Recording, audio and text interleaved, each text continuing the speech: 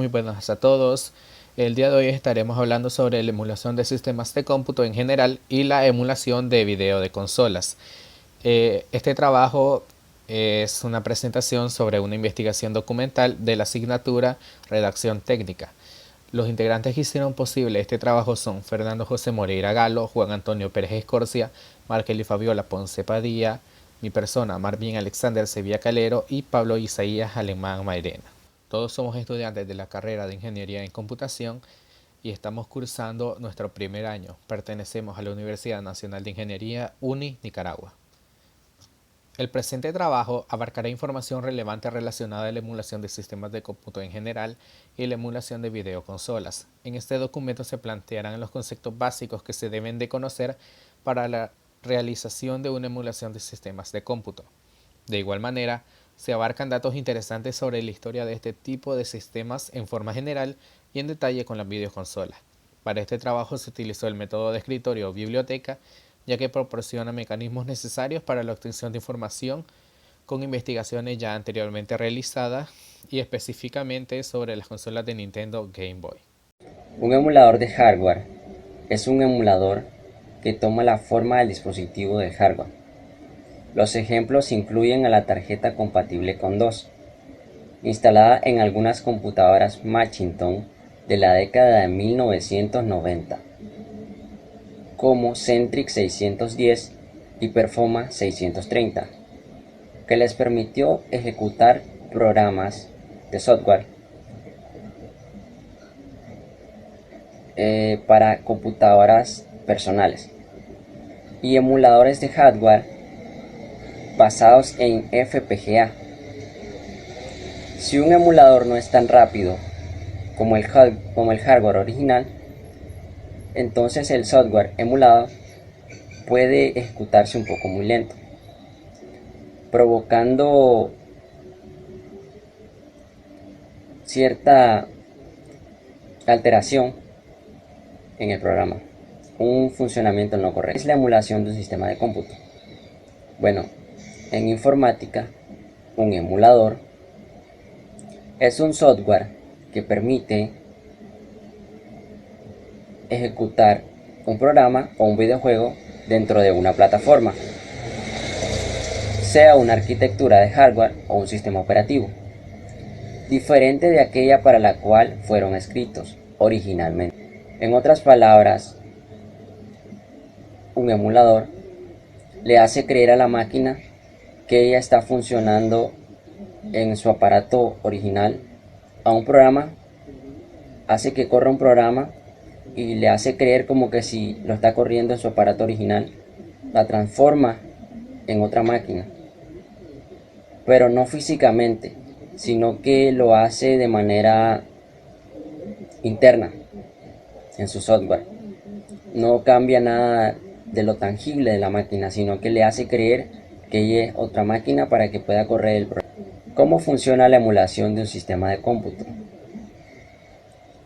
La mayoría de los emuladores solo emulan determinada configuración del hardware. El sistema de explotación o sistema operativo también se requiere para ejecutar cierto programa. Tanto el sistema de explotación como el programa deben ser interpretados por el emulador, como si estuviese ejecutándose en el equipo original. Aparte de la interpretación del lenguaje de máquina emulada, también es importante que se emule el equipo, todo el equipo, para, para que funcionen los dispositivos de entrada y salida de forma virtual. En vez de una emulación completa del equipo, la compatibilidad superficial también puede ser aceptable. Usos de la emulación de un sistema de cómputo. Un uso popular de los emuladores es el limitar la experiencia de los videojuegos de máquinas recreativas o videoconsolas en computadoras personales. Bueno, algunos juegos que posiblemente se decía que ya estaban muertos o que ya no podían nunca más jugarse. Esto es un uso que se le da a la emulación. Rescatar viejos juegos que son difíciles de conseguir en su versión original y meterlo en tu PC, en tu computadora. Parte de la emulación de un sistema de cómputo en general. Estructura de la emulación de sistemas de cómputo. La mayoría de los emuladores solo emulan una determinada configuración, arquitectura del hardware. Si el sistema de explotación o sistema operativo también se requiere para emular cierto programa, entonces ha de ser emulado también tanto el sistema de explotación como el programa. Deben ser interpretados por el emulador como si estuviesen ejecutándose en el equipo original. Aparte de la interpretación del lenguaje de la máquina emulada, es preciso emular el resto del equipo, como los dispositivos de entrada y salida, de forma virtual. Si escribir una gestión específica de la memoria debe influir en el contenido en pantalla, por ejemplo, esto también debe ser emulado. Típicamente un emulador se divide en módulos que corresponden de forma precisa a los subsistemas del equipo emulado. Lo más común es que un emulador esté compuesto por los siguientes módulos: un emulador de la unidad central de procesamiento, un módulo del subsistema de memoria, varios emuladores para los dispositivos de entrada y salida. Lo más común es que los buses no sean emulados por razones de simplicidad y rendimiento y para que los periféricos virtuales se comuniquen directamente con la UCP y los subsistemas de memoria. Simulador de CPU del sistema de cómputo. El simulador de la unidad central de procesamiento CPU es a menudo la parte más compleja de un emulador. Muchos emuladores son escritos utilizando simuladores del CPU preempaquetados para así poder realizar una emulación fiel y eficiente de una máquina específica. Una traslación simple a priori del código del programa emulado al código que corre en la arquitectura original es usualmente imposible por varias razones. El código puede ser automodificable. No existe una forma que distinga de forma confiable los segmentos de información de los segmentos de textos. No existe forma de comunicarse con el sistema operativo emulado para que el emulador reconozca los nuevos códigos cargados. Dispositivos de entrada y salida del sistema de cómputo. La mayoría de los emuladores, como dicho anteriormente, no emulan el sistema principal bus. Cada dispositivo de entrada y salida es tratado a menudo como un caso especial y no existe una interfaz constante para los periféricos virtuales. Aún los emuladores que tratan cada dispositivo como un caso especial poseen una interfaz básica en común para ellos, manejando interruptores por medio de procesamientos y barreras legibles. Siempre un interruptor se ha estado permitiendo al CPU virtual convertir los interruptores virtuales, escribiendo y leyendo de la memoria física por medio de dos procesamientos similares mientras este lidia con la memoria lógica. Contrario a este último, el anterior puede comúnmente ser echado a un lado y en su lugar se emplean las referencias directas del arreglo de memoria. Historia de la emulación de videoconsola. La emulación se usaba ocasionalmente por los primeros desarrolladores de consolas en los años de 1980, para permitir que juegos de otro hardware pudieran ejecutarse en los dispositivos de los mismos, mediante periféricos añadidos, es decir, que la emulación de esa época era conseguida a través del hardware, a diferencia de la emulación actual que es enteramente por el software, y esta surgió para mediados de los años de 1990, para cuando los ordenadores habían progresado hasta el punto donde era técnicamente factible reproducir el comportamiento de algunas consolas anteriores completamente por el software. Estos primeros programas contenían bugs o errores, ya que pocos fabricantes de las consolas del momento habían publicado especificaciones técnicas para su hardware, por lo que los programadores aficionados y desarrolladores fueron los primeros en deducir el funcionamiento de una consola mediante la ingeniería inversa. Uno de los principales catalizadores para la emulación de consolas fue en abril de 1997, con la liberación de la versión 0.2 de NetCycle, impresionando a la comunidad de emulación de consolas nacientes, con su facilidad de empleo, provocando un crecimiento rápido en el desarrollo de emuladores. El siguiente paso se dio en sistemas de emulación no oficial para múltiples plataformas, lo que provocó un auge en la comercialización de sistemas y de juegos retros. Esta tendencia provocó que algunas compañías fabricantes de hardware volvieran a relanzar algunos de sus viejos sistemas para que puedan ser usados con televisores más actuales, mientras que las computadoras continuaron avanzando y los diseñadores aumentaron su pericia. El lapso de tiempo entre la puesta en venta de una consola y su emulación exitosa comenzó a disminuir. Esto llevó hacia un creciente aumento en los intentos para detener la emulación no oficial. Sistemas de ROM. La ROM es la memoria de sobrelectura. Es un medio de almacenamiento utilizado en ordenadores y dispositivos electrónicos. Los emuladores ejecutan ROM, o sea, el contenido de los cartuchos, disquetes o cintas que se usaban en los sistemas antiguos. Es decir, el emulador es un programa que hace la función de una consola. Por ejemplo, la Game Boy Advance o la PDA. Hoy en día pueden ser leídas en una versión de un emulador en específico, pero ya no podrían leerse y cargarse en otra versión más antigua y o reciente del mismo emulador.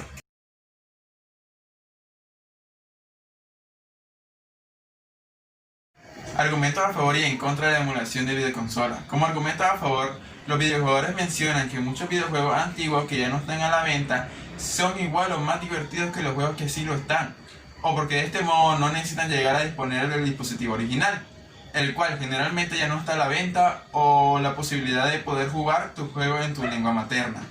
Como argumento en contra se tiene que la práctica de emular juegos nuevos hace que las compañías pierdan millones de dólares por juegos que no se venden.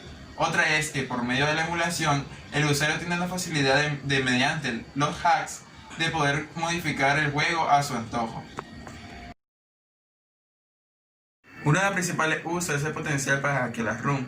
Poder traducir videojuegos existentes solo en idiomas extranjeros, permitiendo que muchos videojugadores que no dominen el idioma original del videojuego tengan la posibilidad de jugarlo y disfrutarlo.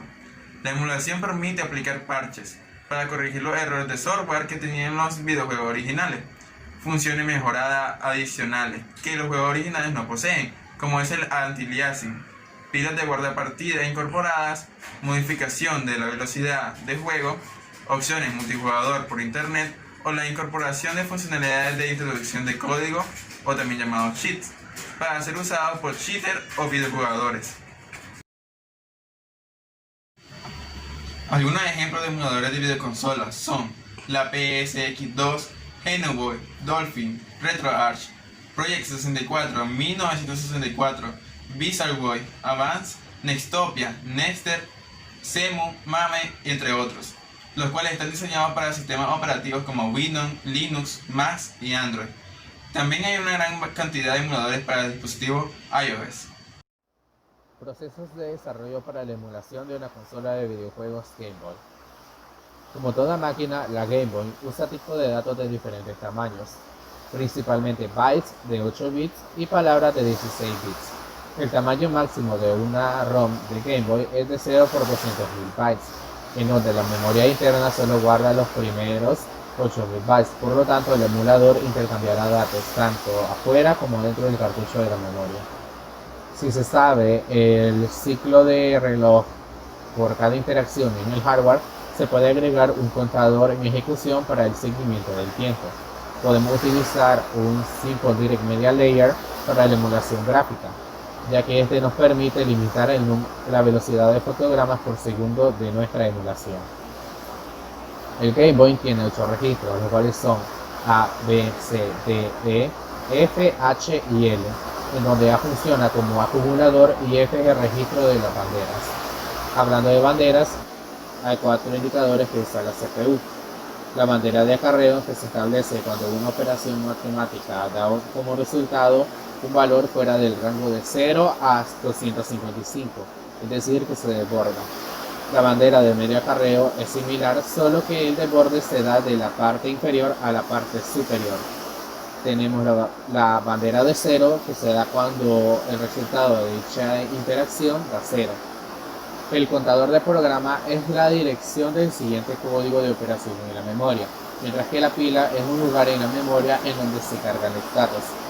Al inicializar, se debe establecer el estado de los registros, el puntero de la pila, el contador del programa y los registros que salen de ROM. Los primeros 8000 bytes son de solo lectura, por lo tanto, nunca debemos escribir en ellos. Todo lo que se escribe en la memoria hecho debe reflejarse en la memoria RAM. Es importante leer los bancos para hacer un mecanismo correcto de ello. La mejor forma de controlar el acceso de lectura y escritura en la memoria es crear funciones que procesen estos datos. Hay dos tipos de banca de ROM, MVC1 y MVC2. Esto se debe leer la memoria en 0x147 después que el juego cargue la memoria para detectar qué tipo de ROM se está utilizando. El máximo de bancos de RAM que se debe tener en el juego es 4.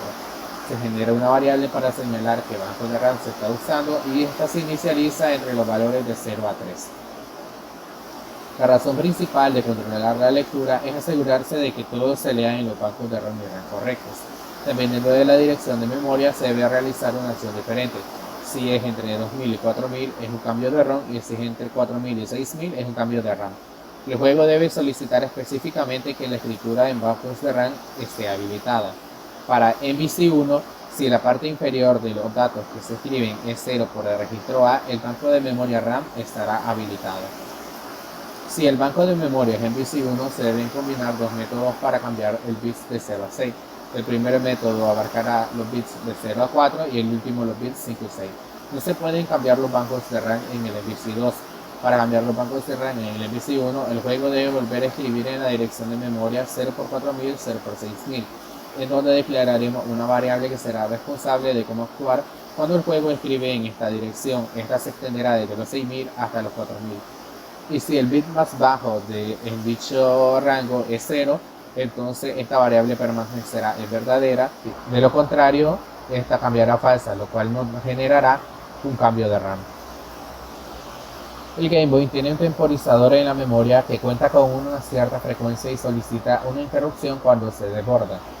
Hay 4 tipos de frecuencia en que el controlador del temporizador puede configurar dicho temporizador.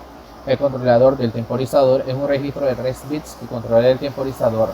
Los bits 1 y 0 se combinan para especificar a qué frecuencia se incrementará el temporizador y también es necesario monitorear cuando la frecuencia cambia. Si la frecuencia de reloj actual es diferente a la que el juego está tratando de cambiar, se reiniciará el contador del temporizador para atender la nueva frecuencia.